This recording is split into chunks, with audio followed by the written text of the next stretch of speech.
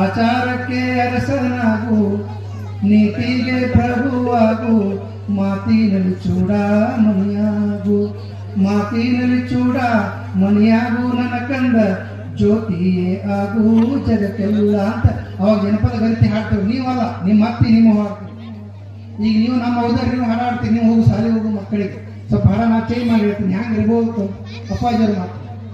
ಡಾಕ್ಟರನೇ ನೀನು ಆಗು, ಎಂಜಿನಿಯರ್ ನೀನು ಆಗು, ಏನಾದರೂ ನೀ ಮಾಡಿ ಏನಾದರೂ ನೀ ಆಗು, ಲಕ್ಷ ತರುವ ಮಗನಾಗು, ಲಕ್ಷ ತರುವ ಮಗನಾಗು. ಲಕ್ಷ ನಿಮ್ಮ ಮಗ ಲಕ್ಷ ಲಕ್ಷ ಗಳಿಸಲಿ ಯಾರೂ ಬೇಡನಂಗಿಲ್ಲ. ನಿಮ್ಮ ಮಗ ಲಕ್ಷ ಲಕ್ಷ ಗಳಿಸುವ ಮುಂದೆ ನಿಮ್ಮ ಕಡೆ ಮಗನ ಲಕ್ಷ್ಯ ಇದ್ರೆ ಆ ಲಕ್ಷ್ಯಕ್ಕೊಂದು ಬೆಲೆ.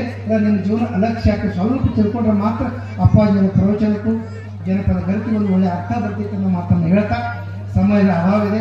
ಪರಪೂಜೆಯನ್ನು ಮಾತಾಡ